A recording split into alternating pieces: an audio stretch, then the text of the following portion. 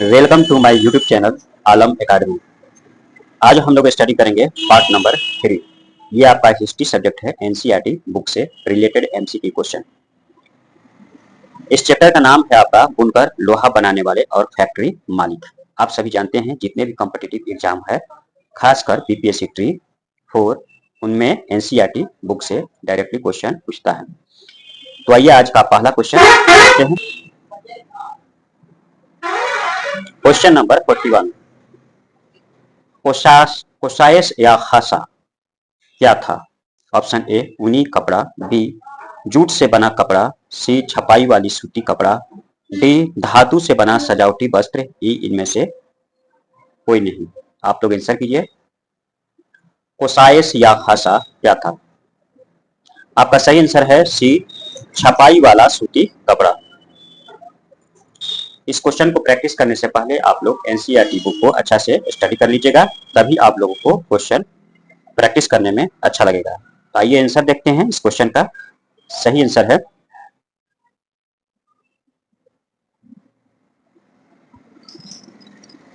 कोसासा या खासा छपाई किए गए सूती कपड़े थे जो भारतीय कपड़ा उद्योग की उत्कृष्ट को दर्शाते थे और यूरोपीय बाजारों में बहुत लोकप्रिय था। अगला क्वेश्चन, क्वेश्चन नंबर 42।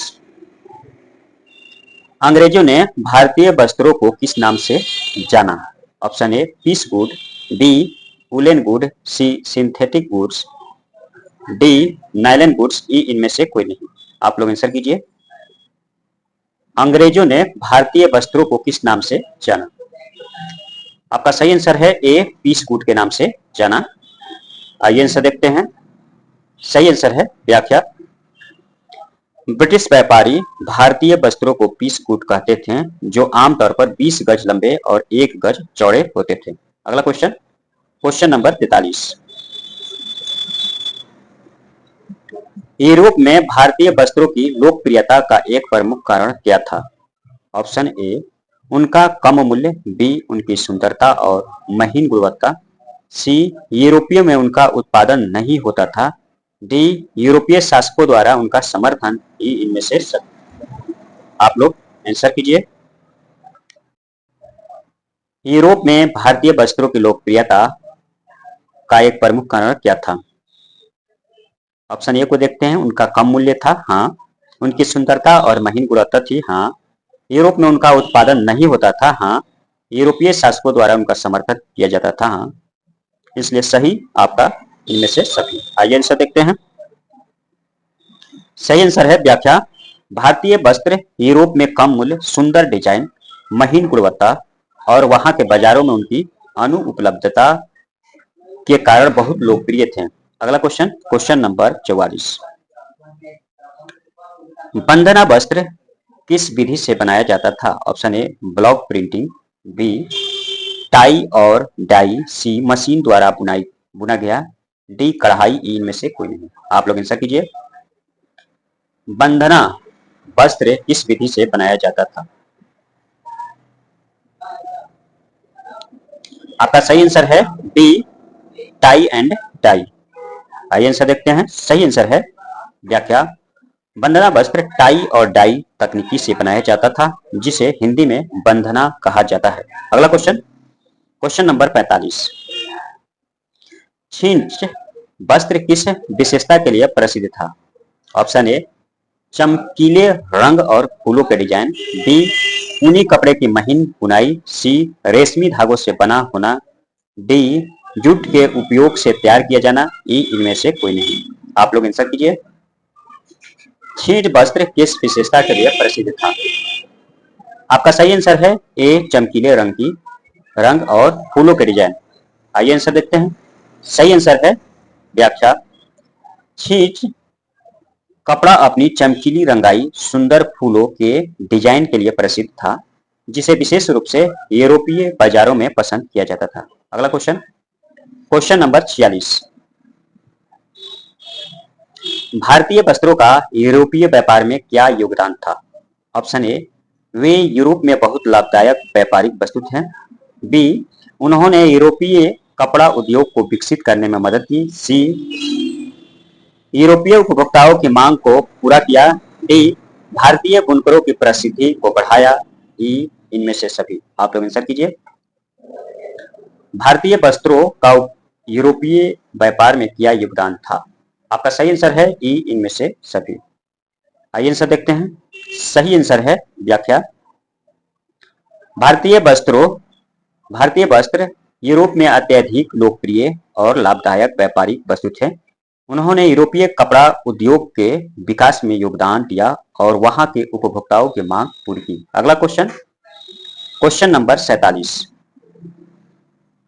मुस्लिम नाम किस स्थान से आया था? ऑप्शन ए मोसुल इराक से, बी मदीना सऊदी अरब से, सी पटना भारत से, डी लंदन इंग्लैंड से, ई इनमें से कोई नहीं। आप लोग आंसर कीजिए।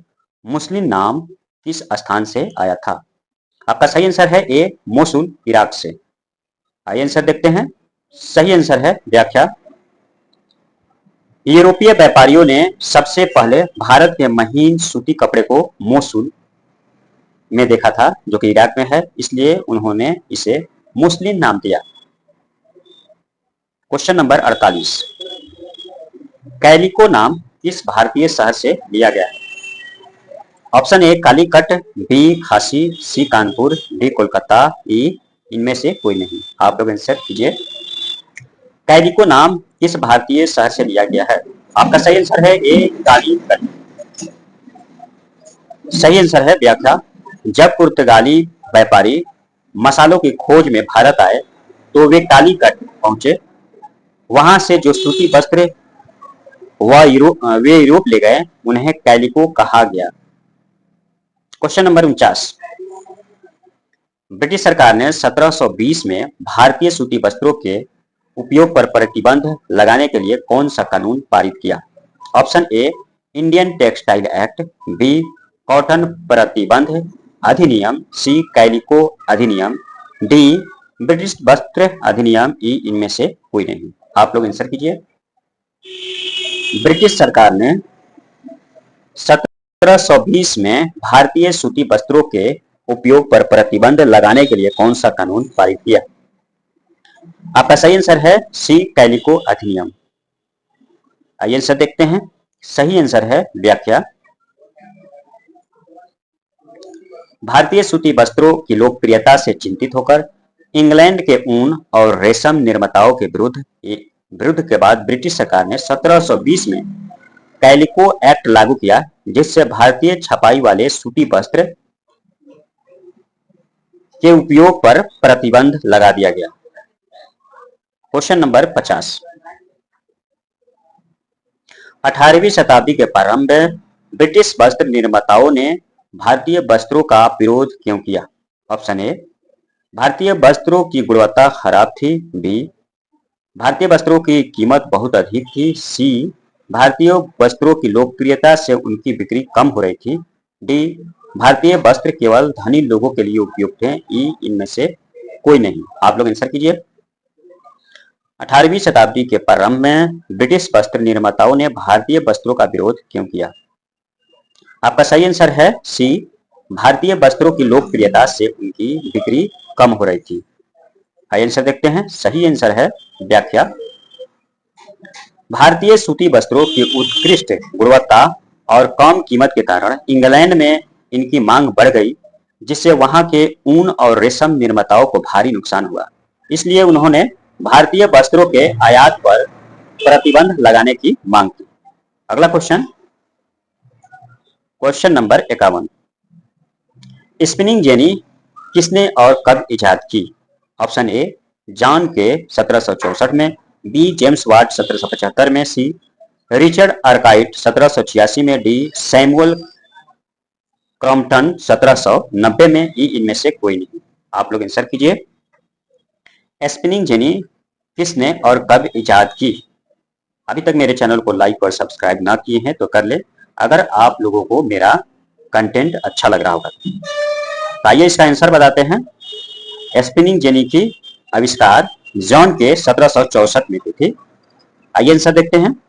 सही आंसर है व्याख्या।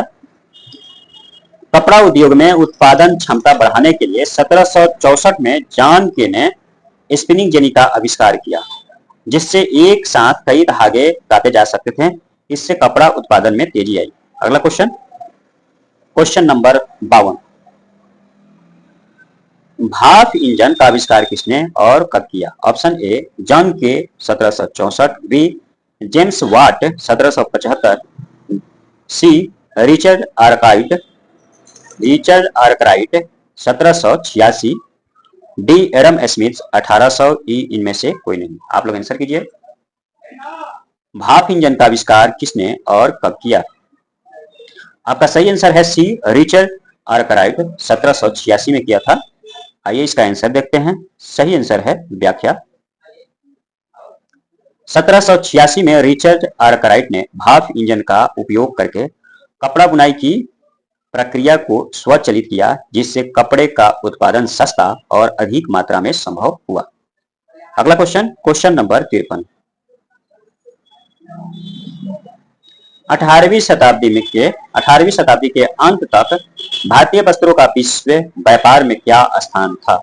ऑप्शन ए भारतीय वस्त्रों का व्यापार पूरी तरह समाप्त हो गया था, बी भारतीय वस्त्रों ने विश्व व्यापार में अपना प्रभुत्व बनाए रखा था, सी केवल भारतीय रेशम वस्त्र लोकप्रिय थे, डी ब्रिटिश मिलों के कारण भारतीय वस्त्रों का निर्यात दोगुना हो गया था, ई इनमें से कोई नहीं। आप लोग आंसर कीजिए 53 का। 18वीं शताब्दी के अंत तक भारतीय वस्त्रों का विश्व व्यापार में क्या स्थान था? आप लोगों का सही आंसर है बी भारतीय वस्त्रों ने विश्व व्यापार में अपना प्रभुत्व बनाए रखा था। अगला क्वेश्चन, व्याख्या देखते हैं। सही आंसर है इसका 18वीं शताब्दी के अंत तक भारतीय वस्त्र अभी भी विश्व व्यापार पर हावी थे और यूरोपीय कंपनी डच, फ्रेंच, अंग्रेज इससे भारी मुनाफा कमा रही थी। अगला क्वेश्चन, क्वेश्चन नंबर 54, अंग्रेजों ने भारतीय वस्त्रों की खरीद के लिए किस धातु का आयात किया? ऑप्शन ए सोना, बी तांबा, सी चांदी, डी लोहा, ई इनमें से कोई नहीं। आप लोग आंसर कीजिए। अंग्रेजों ने भारतीय वस्त्रों की खरीद के लिए किस धातु का आयात किया? आपका सही आंसर है सी चांदी। आइए आंसर देखते हैं। सही आंसर है व्याख्या।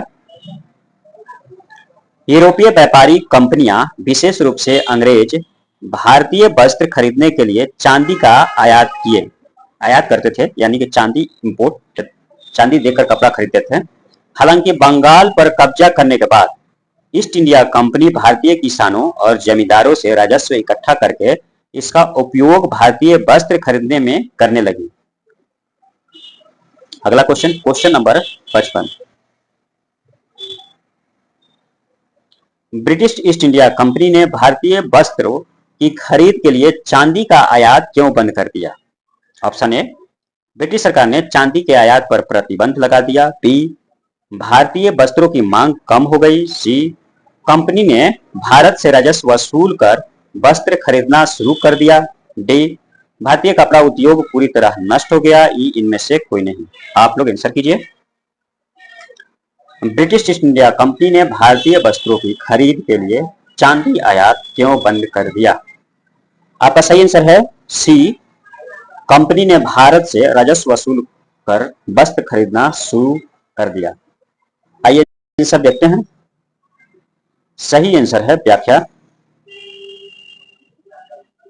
बंगाल पर राजनीतिक अधिकार स्थापित करने के बाद अंग्रेजों को चांदी आयात करने की आवश्यकता नहीं रही। उन्होंने भारतीय किसानों और जमींदारों से कर वसूल कर उसी धन से भारतीय वस्त्र खरीदना शुरू कर दिया, जिससे भारत की अर्थव्यवस्था पर नकारात्मक प्रभाव पड़ा। अगला क्वेश्चन, क्वेश्चन नंबर 56, डचों ने भारत में कोचीन में अपनी व्यापारिक बस्ती किस शताब्दी में स्थापित की थी? ऑप्शन ए 15वीं शताब्दी, बी 16वीं शताब्दी, सी 17वीं शताब्दी, डी 18वीं शताब्दी, ई इनमें से कोई नहीं। आप लोग आंसर कीजिए। डचों ने भारत में कोचीन में अपनी व्यापारिक बस्ती किस शताब्दी में स्थापित की? आपका सही आंसर है सी 17वीं शताब्दी। आइए आंसर देखते हैं। सही आंसर है व्याख्या। यूरोपीय व्यापार के विस्तार के साथ विभिन्न व्यापारिक कंपनियों ने भारतीय तटों पर अपनी बस्तियां स्थापित की। डच व्यापारियों ने 17वीं शताब्दी में कोचीन में अपनी व्यापारिक बस्ती स्थापित की और इसे मजबूत करने के लिए चारों ओर किलेबंदी की। इसका उद्देश्य अपने व्यापारिक हितों की रक्षा करना और अन्य यूरोपीय शक्तियों से प्रतिस्पर्धा करना था। Question number 56। 19वीं शताब्दी की शुरुआत में वस्त्र उत्पादन के प्रमुख केंद्र कितने क्षेत्र में थे? Option A 2, B 3, C 4, D 5, E इनमें से कोई नहीं। आप लोग आंसर कीजिए। 19वीं शताब्दी की शुरुआत में वस्त्र उत्पादन के प्रमुख केंद्र कितने क्षेत्र में थे? आपका सही आंसर है सी 4 क्षेत्र में। आइए आंसर देखते हैं। सही है व्याख्या। 19वीं शताब्दी की शुरुआत में भारत में वस्त्र उत्पादन मुख्य रूप से 4 क्षेत्र में केंद्रित था। कौन कौन से क्षेत्र थे आपका? बंगाल, कोरोमंडल तट, पश्चिमी तट, उत्तरी भारत के कुछ हिस्से थे। इन क्षेत्रों में स्थित उत्पादन केंद्रों से वस्त्रों को नदी मार्गों और सड़कों के माध्यम से दूर दराज के स्थानों तक भेजा जाता था। अगला क्वेश्चन, क्वेश्चन नंबर 57। बंगाल वस्त्र उत्पादन का एक महत्वपूर्ण केंद्र क्यों था? बंगाल वस्त्र उत्पादन का एक महत्वपूर्ण केंद्र क्यों था? ऑप्शन ए, यह नदियों के डेल्टा में स्थित था। बी, यहां कुशल बुनकर उपलब्ध थे। सी, यह व्यापार के लिए अनुकूल स्थान था। डी, यहां उच्च गुणवत्ता वाले कपड़े बनाए जाते थे। ई इनमें से सभी। आप लोग ऐसा कीजिए। बंगाल वस्त्र उत्पादन का एक महत्वपूर्ण केंद्र क्यों था? आपका सही आंसर है ई इनमें से सभी। आइए आंसर देखते हैं। सही आंसर है व्याख्या। बंगाल में वस्त्र उत्पादन के विकास के कई कारण थे। यह क्षेत्र नदी डेल्टा में स्थित होने के कारण वस्त्रों की आसान धुलाई में मदद करता था। साथ ही यहाँ कुशल बुनकर थे और इस क्षेत्र में उच्च गुणवत्ता वाले कपड़े जैसे मलमल और जामदानी का उत्पादन होता था, जो अंतर्राष्ट्रीय व्यापार के लिए प्रसिद्ध थे। अगला क्वेश्चन, क्वेश्चन नंबर 58। 19वीं शताब्दी की शुरुआत में रेलवे क्यों विकसित नहीं हुआ था? ऑप्शन ए, तकनीकी विकास की कमी थी। बी, सड़कें ही पर्याप्त थी। सी, अंग्रेजों को रेलवे की आवश्यकता नहीं थी। डी, रेलवे बहुत महंगा था। ई इनमें से कोई नहीं। आप लोग आंसर कीजिए। 19वीं शताब्दी की शुरुआत में रेलवे क्यों विकसित नहीं हुआ था? आपका सही आंसर है ए, तकनीकी विकास की कमी के कारण। आइए आंसर देखते हैं। सही आंसर है व्याख्या। 19वीं शताब्दी की शुरुआत में रेलवे का विकास नहीं हुआ था क्योंकि उस समय तकनीकी प्रगति इतनी उन्नत नहीं थी कि बड़े पैमाने पर रेलवे प्रणाली विकसित की जा सके। सड़कें धीरे धीरे विकसित हो रही थी और जल मार्ग प्रमुख परिवहन साधन थे। अगला क्वेश्चन, क्वेश्चन नंबर 59। 19वीं शताब्दी में पूर्वी बंगाल, अब बांग्लादेश में है, का प्रमुख वस्त्र केंद्र कौन सा था? Option A, Chittagong.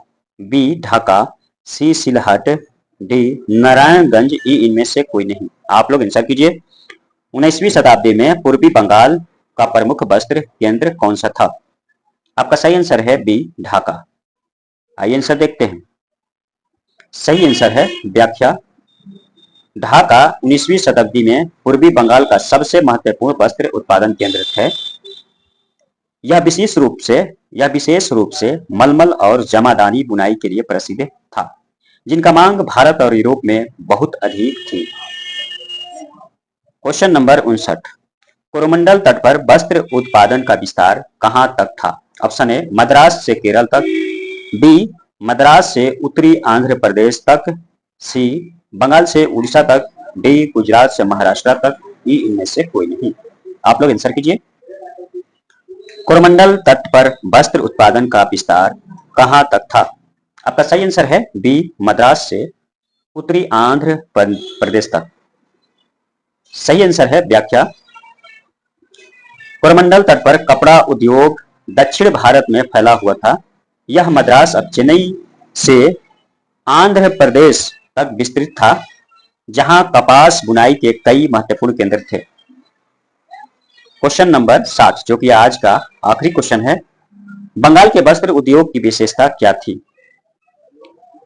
Option A, यह मुख्य रूप से ऊनी कपड़े बनाता था। बी, यह मलमल और जमदानी के लिए प्रसिद्ध था। सी, यह यूरोप में लोकप्रिय नहीं था। डी, यहाँ कोई प्रमुख व्यापारिक केंद्र नहीं था। ये इनमें से कोई नहीं। आप लोग आंसर कीजिए। बंगाल के वस्त्र उद्योग की विशेषता क्या थी? आपका सही आंसर है बी, यह मलमल और जमादानी के लिए प्रसिद्ध था। आइए आंसर देखते हैं। सही आंसर है व्याख्या। बंगाल का वस्त्र उद्योग विशेष रूप से मलमल और जमादानी बुनाई के लिए प्रसिद्ध था। ये वस्त्र बहुत ही महीन और उच्च गुणवत्ता के होते थे, जिनकी मांग यूरोप और अन्य विदेशी बाजारों में बहुत अधिक थी। आज के लिए इतना ही। अभी तक मेरे चैनल को लाइक और सब्सक्राइब ना किए हैं तो कर लें, ताकि जैसे मैं अगला वीडियो अपलोड करूं सबसे पहले आप तक नोटिफिकेशन पहुंचे। Thanks for watching.